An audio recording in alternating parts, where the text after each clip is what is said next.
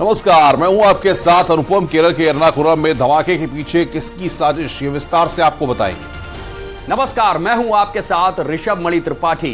राजधानी नई दिल्ली में कैसे हो गया सिलेंडर ब्लास्ट। नमस्कार, मैं हूं आपके साथ शीनम शर्मा और मैं आपको बताऊंगी कि हरदोई में रात के वक्त क्यों खोले गए मंदिर के कपाट।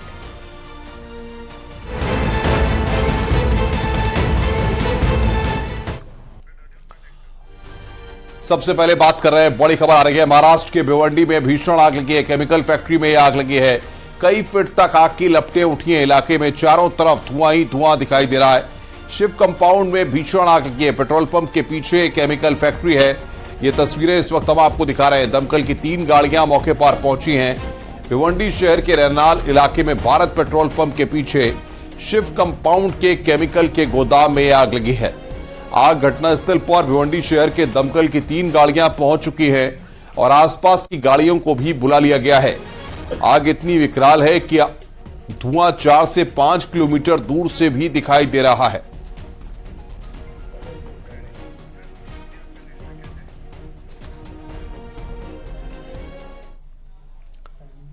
केरल के एर्नाकुलम में जोर का धमाका हो गया। यहां एक प्रार्थना सभा चल रही थी, तभी एक के बाद एक 3 धमाके हुए हैं। इसमें एक की मौत हो गई, 30 से ज्यादा लोग घायल हो गए हैं। आखिर किसकी हो सकती है ब्लास्ट की साजिश, आइए इस रिपोर्ट के जरिए देखते हैं।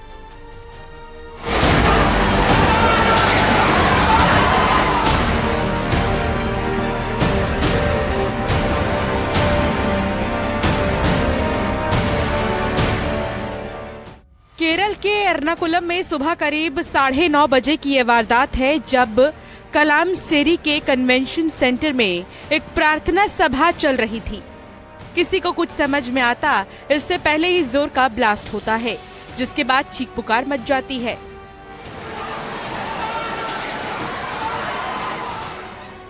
धमाके के बाद कई लोग मौके पर ही गिर जाते हैं और जो सही सलामत होते हैं वो वहां से अपनी जान बचाने के लिए भागते हैं।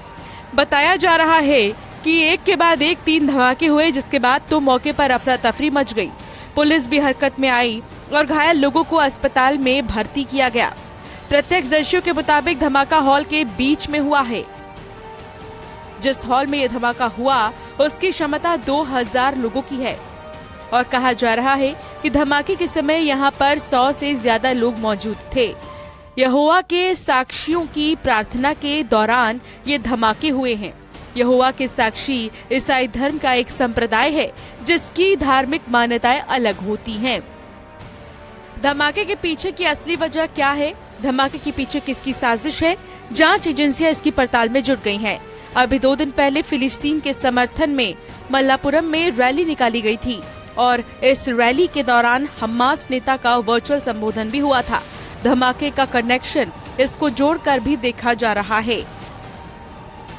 इस रैली के दौरान यहूदीवाद को उखाड़ फेंकने के जोर शोर के नारे लगे थे। इस रैली में हमास नेता खालिद मशेल ने ऑनलाइन हिस्सा लिया। इस रैली का आयोजन सॉलिडेरिटी यूथ मूवमेंट ने किया था। सॉलिडेरिटी यूथ मूवमेंट जमात-ए-इस्लामी का यूथ विंग है। एनआईए की टीम एर्नाकुलम पहुंच गई है और जांच को अपने हाथों में ले लिया। एनएसजी की टीम भी मौजूद है। गृह मंत्री अमित शाह ने केरल के सीएम पिनराई विजयन से बात की। सीएम ने उन्हें हालात से अवगत कराया। गृह मंत्री अमित शाह ने केंद्र से हर संभव मदद का आश्वासन भी दिया है। इससे पहले भी केरल में सुरक्षा एजेंसियों ने ISIS मॉड्यूल को ध्वस्त किया था। स्लीपर सेल को भी डिकोड किया गया है।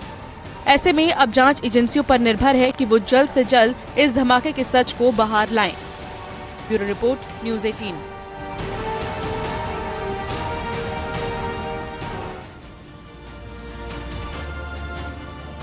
राजधानी नई दिल्ली में हुए एक सिलेंडर ब्लास्ट में एक शख्स की जान चली गई। दिल्ली के संगम विहार इलाके में यह ब्लास्ट हुआ। मृतक शख्स गुब्बारे बेचने का काम करता था। देखिए ये पूरी रिपोर्ट। दिल्ली में फटा गैस सिलेंडर, मौके पर एक शख्स की मौत। दिल्ली के संगम विहार में शनिवार की शाम को ये दर्दनाक हादसा हुआ, जहां अचानक सिलेंडर में धमाका होता है और वहीं पर खड़े एक शख्स की जान चली गई। इस घटना का सीसीटीवी फुटेज सामने आया है। देखिए, इस गली में 2 लोग खड़े हैं, तभी अचानक वहां पर जोर का ब्लास्ट होता है, जिसके बाद एक शख्स झटके खाकर वहीं गिर पड़ता है और दूसरा शख्स अपनी जान बचाने के लिए मौके से भागने लगता है। धमाके के बाद इलाके में चीख पुकार मच गई। संगम विहार में शनिवार करीब 4 बजे की ये घटना बताई जा रही है। मृतक की पहचान दीप सिंह के रूप में हुई है। वो संगम विहार इलाके में ही अपने परिवार के साथ रहता था। हादसे में 2 लोग गंभीर रूप से घायल बताए जा रहे हैं, जिन्हें स्थानीय लोगों की मदद से अस्पताल में भर्ती कराया गया है। घायलों में एक 6 साल की बच्ची भी है। दोनों का एम्स ट्रॉमा सेंटर में इलाज चल रहा है। पुलिस के मुताबिक दीप सिंह इलाके में गुब्बारे बेचते थे और शनिवार की शाम को गुब्बारे में गैस भरने वाले सिलेंडर में ब्लास्ट होने की सूचना मिली थी। दीप सिंह गैस सिलेंडर में कैल्शियम कार्बाइड और पानी रखकर गैस तैयार कर रहे थे। पुलिस के मुताबिक दीप सिंह कानपुर के रहने वाले थे। परिवार की माली हालत अच्छी नहीं थी। पिछले कई सालों से वो गुब्बारा बेचकर अपने परिवार का भरण पोषण करते थे। 40 सालों से वो ये काम कर रहे थे। परिवार में पत्नी के अलावा 3 बेटियां और 2 बेटे हैं। हादसे के बाद से घर वालों का रो रो कर बुरा हाल है। उनके ऊपर बहुत बड़ी मुसीबत टूट पड़ी है। Bureau report, news 18। और चलिए आगे बढ़ते हैं। अब बात कर लेते हैं हरदोई की, जहां पर एक भक्त के लिए रात को 12 बजे खाटू धाम के कपाट खोलने पड़े। क्या ये पूरा मामला था और इसके पीछे वजह क्या थी, दिखाते हैं आपको।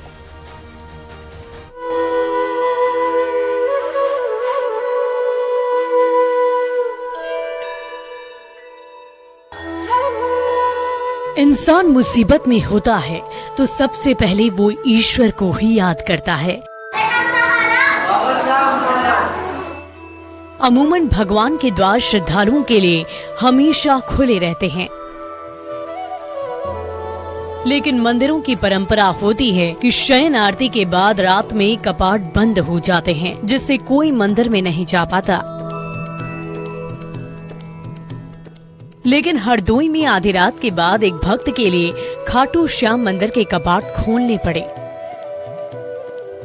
राहुल नाम का ये युवक खाटू श्याम के दरबार में परिक्रमा लगाते हुए आ रहा है। रात के वक्त में उसके साथ उसका पूरा परिवार भी है। सभी आराध्य का उद्घोष कर रहे हैं।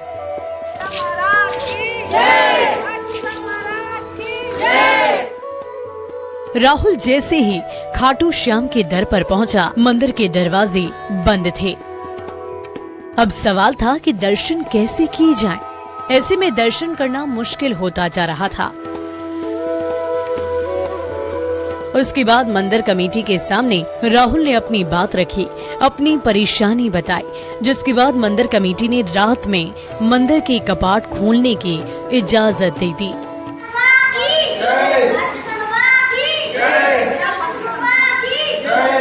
देखो 9:30 बजे आरती होती है और 10 बजे कपाट बंद हो जाता है। 10 बजे के बाद कपाट खुलता नहीं, पर पता चला कि एक भक्त मंदिर पर आ रहे दंडवत परिक्रमा करते हुए बाबा का दर्शन करने, तो मंदिर खोलना पड़ा भक्त के लिए और आदेश हुआ कमेटी के कि भाई मंदिर खोलकर दर्शन कराया जाए, तो इसलिए मंदिर खोलना।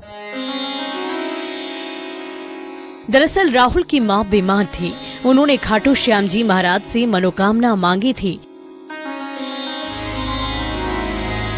हुआ कुछ नहीं था, बस हमारी ये माता जी हैं, इनकी जो तबीयत थी, इनको हार्ट की दिक्कत हो गई थी। ठीक है, यहाँ सब जगह दिखाया, कहीं कोई फायदा नहीं हुआ, तो हम गए थे खाटू श्याम जयपुर खाटू नगरी। ठीक है, तो वहां पे हमने अरदास लगाई थी कि बाबा अगर हमारी माता जी ठीक होती हैं तो अभी हमारा वहां जाने का कोई वो नहीं है कि हम जा पाए, स्थिति इसी खराब चल रही है, तो हम इसलिए बाबा के दरबार में यही वो लिए।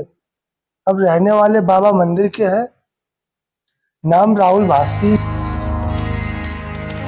और इस तरह मंदिर कमेटी के सहयोग से राहुल और उसके परिवार को रात में अपने आराध्य के दर्शन हो गए, जिससे सभी ने राहत की सांस ली।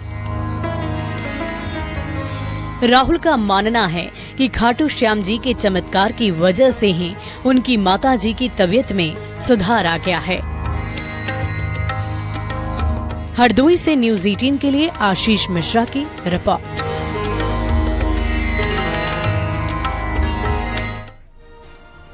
इजराइल और हमास की जंग है कि थमने का नाम नहीं ले रही है। इसी बीच इजराइल ने हमास के रॉकेटमैन को ढेर करने का दावा किया है।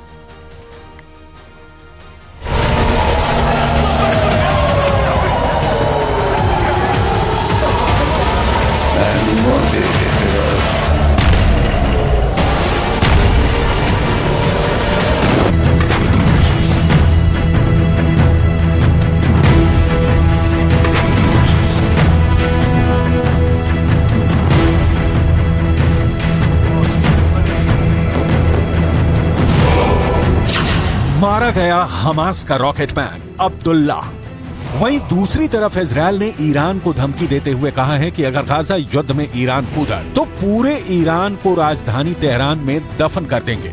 इजरायली सेना 3 हफ्ते से ज्यादा की जंग में हमास के लड़ाकों का काल बन चुकी है। फिलिस्तीन के भी 7,000 से ज्यादा लोग मारे जा चुके हैं। हमास के टॉप कमांडरों के पूरे परिवारों का इजरायली सेना सफाया कर रही है। पश्चिमी मीडिया के दावों के मुताबिक इजरायल की आईडीएफ हर दिन 250 से 500 हमले कर रही है। 30,000 से ज्यादा इमारतें गाजा में इजरायली सेना ने तरबूज की तरह फाड़ डाली है। पूरे गाजा में उत्तर से दक्षिण और दक्षिण से उत्तर में इजरायली बम आसमान से मौत बनकर गिर रहे हैं। हम आपको बताने जा रहे हैं कि इजरायली सेना ने पिछले 24 से 48 घंटे में हमास के कितने बड़े कमांडर्स को मार डाला है।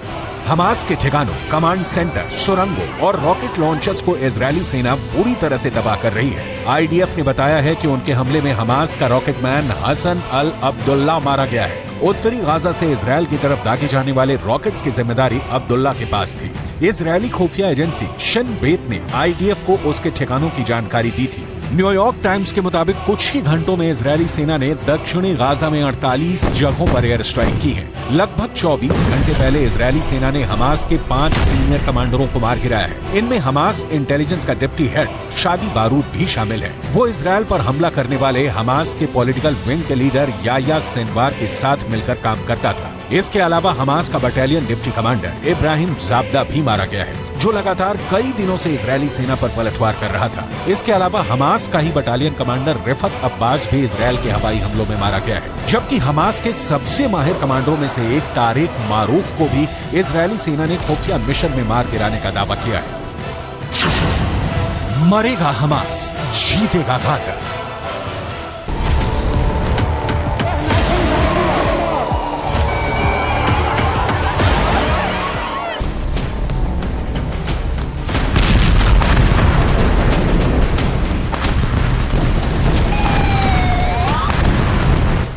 हमास के पास रूस की एंटी टैंक मिसाइलें और रॉकेट आ चुके हैं। खबर ये भी आ रही है कि ईरान ने हमास को हजारों की तादाद में रॉकेट, कम दूरी की मिसाइलें और भारी संख्या में ड्रोन दे दिए हैं। वहीं दूसरी तरफ स्पेशल फोर्स की तरह लड़ने वाले हिजबुल्लाह के 45,000 लड़ाकों को इजरायल पर किसी भी वक्त बड़ा हमला करने के लिए तैयार रहने को कहा गया है। जबकि ईरान ने 5,75,000 सैनिकों को हमले के लिए पूरी तरह से तैयार रहने का आदेश दे दिया है। लेकिन दूसरी तरफ इजरायल ने जंग के सारे तौर तरीके पूरी तरह से बदल दिए हैं। इजरायली सेना जमीनी हमले न करने का नाटक कर रही है, शांति की बात कर रही है, जबकि हकीकत में इजरायली सेना हमास के लड़ाकों और समर्थकों को चुन चुन कर मारने के लिए सभी घातक हथियार और तरीके इस्तेमाल कर रही है। इजरायल जंग में स्पंज बम का इस्तेमाल कर रहा है। दरअसल हमास के आतंकवादी ऐसे सुरंगों से हमला करते हैं जहां तक इजरायल की सेना की पहुंच नहीं है। ऐसे में इजरायल की सेना फोम के बने स्पंज बम का इस्तेमाल करते हैं, जो अधिक इलाके में फैलता है फटने के बाद और अधिक लोगों की जान लेता है।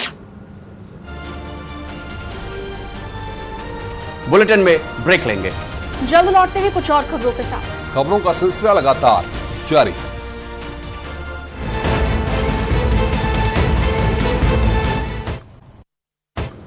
रामनगर के गर्जिया मंदिर के टीले को बीते सालों में नुकसान हुआ है।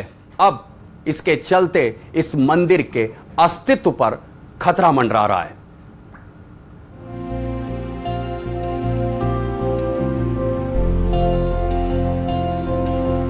रामनगर में गिरजा माता का मंदिर अब सिर्फ एक टीले में स्थित है, जो कोसी नदी के ठीक बीचों बीच है। इस मंदिर के लिए एक पुल बनाया गया है। माना जाता है कि पुल को बनाते समय यहाँ विस्फोट किए गए थे, जिससे इस टीले में दरारें आ गई और सरकारों द्वारा इस पर ध्यान नहीं दिए जाने से श्रद्धालुओं में नाराजगी है।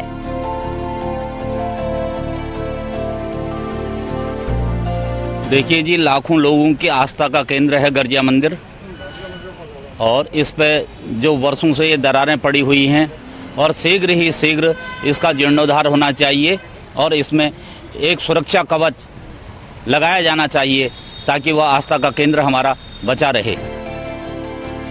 कोसी नदी के बीच स्थित होने के चलते इस टीले को नीचे से भी नुकसान पहुंच रहा है, जबकि इसमें पड़ी दरारें अब बढ़ गई हैं, जिसको देखते हुए सिंचाई विभाग ने मंदिर के इस टीले को बचाने के लिए 9 करोड़ का प्रस्ताव बनाया है, जिसे शासन और पर्यटन मंत्रालय को भेजा गया है। 2 तरीके से जो डैमेजेस हो रहे हैं, एक तो रिवर से कटाव हो रहा है और दूसरा बरसात से वेदरिंग हो रही है। तो उसके लिए हमने डीपीआर बनाई हुई है, जिसमें 9 करोड़ 23 लाख की लागत हमने की है अभी। इसमें हमने नीचे कोसी नदी के बाढ़ से बचाने के लिए एक रिटेनिंग वॉल का प्रोविजन किया हुआ है, जो HFL लेवल तक हमारी रिटेनिंग वॉल जाएगी। उसके उपरांत जो टीले की हाइट बच जाएगी, उसमें हमने शॉर्टकट करते हुए टीले को स्ट्रेंथनिंग करने का प्रोविजन रखा हुआ है। गर्जिया मंदिर लाखों भक्तों की आस्था का केंद्र है। यहाँ देश के कोने कोने से भक्त मां के दर्शनों के लिए आते हैं। ऐसे में इस मंदिर को बचाने के लिए सरकार को जल्द ही कदम उठाने होंगे, जिससे कि श्रद्धा का ये ऐतिहासिक मंदिर ऐसा ही बना रह सके। न्यूज़ 18 के लिए रामनगर से गोविंद पाटनी की रिपोर्ट।